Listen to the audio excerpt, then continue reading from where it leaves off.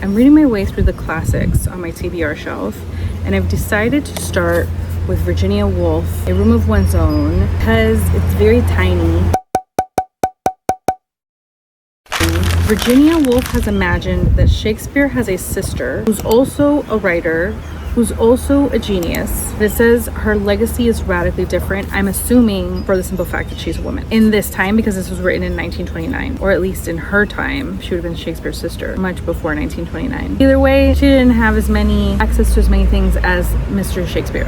I'm planning to finish reading this today. It's only 100 pages. I'm 15 pages in, so I've got 85 to go. And so far, it is a woman who's giving remarks at some kind of something, maybe a convention of some kind, and she's telling the audience the story of how she got to this idea that she's about to present while she was walking on a university campus that I believe was a male campus. Not sure if the speaker is Virginia Woolf or if it's a character she's created that is then gonna tell the story about the idea of William Shakespeare's sister. It's too early to tell, but I'm gonna take you guys on my day-to-day while I read this, and we're both gonna find out together. This is one of those classics that I've heard about for forever, and I've just never felt the need to read it, and nobody's really explained to me what it's about, which I could know that, right, from reading the jacket. But the point that I'm making is that there are a lot of other classics that are spoken of so much, or maybe they're adapted in so many ways, that you already know what they're about. You know what Frankenstein is about, you know what A Scarlet Letter is about, but I've never known what this one actually is about. So it's a mystery.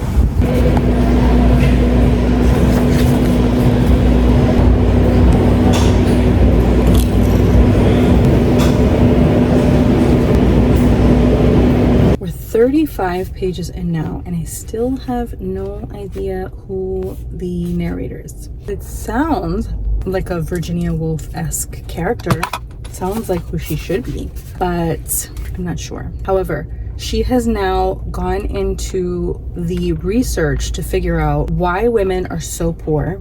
They have a college that has no wonderful amenities to help the digestion of delicious food, that aids in higher minded thoughts, because where's the fairness? Where's women's ability to enjoy life to the degree that will allow them to be creative and to have grander things on their mind than the mundane, how are you doing, what's up with everybody types of conversations? She has found out is that men really dislike women, and that the world is run by a patriarchy. And this is 1929. So for all of those people who are like, woke feminists it needs to go back to how it was always this way. We always knew you were stealing from us. We always knew you were keeping us down. She's saying basically, like, why are the men so angry?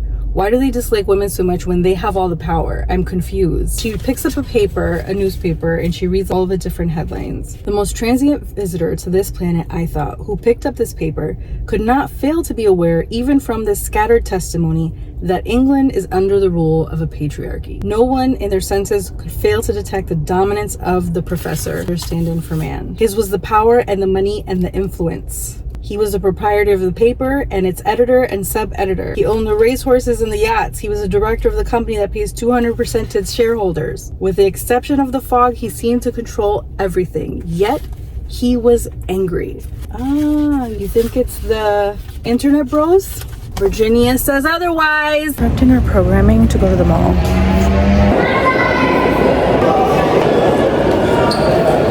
The first classic was a success. 5 stars. 5. This was just so good.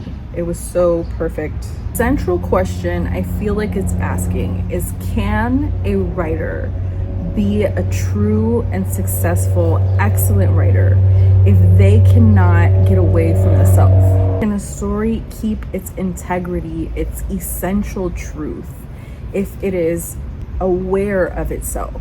If it is written in a way that it is aware of itself or the struggles that the author is having in the world. And I would argue that she's right, that you cannot have excellence in writing if you're aware of the self. The example that she's giving is Shakespeare, and that we don't know anything about Shakespeare because he was such an excellent writer. We know exactly what his writing is, but we never knew who he really was. because he did not put himself in his writing. And then she further complicates the question by saying, can a woman be a true excellent writer given the weight of history and everything that she's had to overcome? The fact that she's been abused and misused, and even when she had a financial circumstance that would allow her the peace of mind and the time and the space and the ability to write, as soon as she did, the entire world of men and women was saying, how dare you? What are you doing? And in her period of time, she's reading of just a couple of hundred years before that, where not only are they just saying, shut up, but they're also locking you up, throwing away the key, go get married, go have kids. We don't want to hear anything about what you think. We don't even really think that you exist outside of procreation or as a servant to a man. In the course of saying that, a woman has to get out of the mental space of her state as a woman. She is asking all of these questions about women's state in society. She's saying, can you even be a mother, a good mother? What should be the idea of a mother and still be pursuing fortune and labor outside of the home? And then conversely, can you be a writer if you do not have the time and the luxury to ruminate on the beauty of society? If you do have to be in labor, whether it's in the home or out of it. And then all of this massive criticism against women coming from men, is it because they inherently hate them and are afraid of their power, what they would do once they were empowered? Or are they terrified at the loss of this forever pedestal on which the men need to stand, this pedestal of women on which the men need to stand to be in this elevated position, to be seen as this greater thing than what they are? If one more goddamn airplane flies by here, because the men need the women's attention on themselves to feel great, because they were romanticizing them all over fiction since time immemorial, and then they were hating them in real life.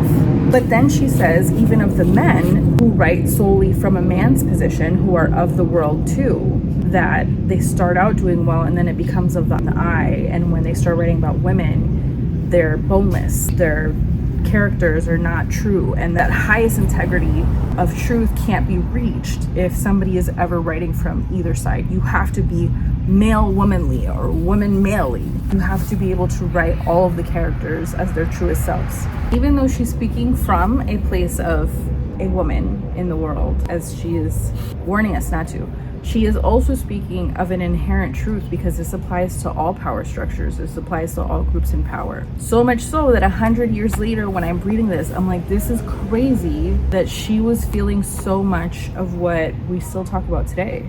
This is still so relevant, especially with us constantly being aware of a gaze, of the social media gaze. Whenever we make art, I feel like this is what we're talking about when a piece of art is aware of itself, overly aware of itself, where they start telling you things instead of showing you. In the Odyssey, for example, when Penelope loses control when she's talking to her son in Nolan's Odyssey, and she goes on this monologue about how, do you know what I would have done, or do you know what would have happened if I had been a man and I had been able to take over? And I feel like that monologue was completely unnecessary.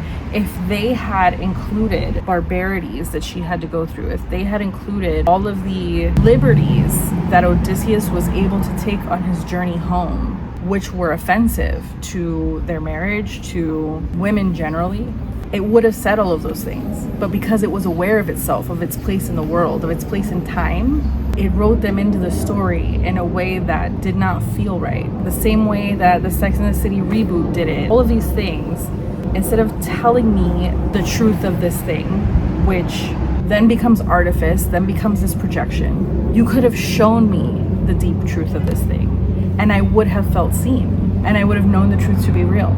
Anyways, this was a fantastic start. It makes me so excited. I hope that everything that I read as part of my monthly classics is as wonderful as this was. It was a really short book. It was really easy to read. If you have not read it, up to it.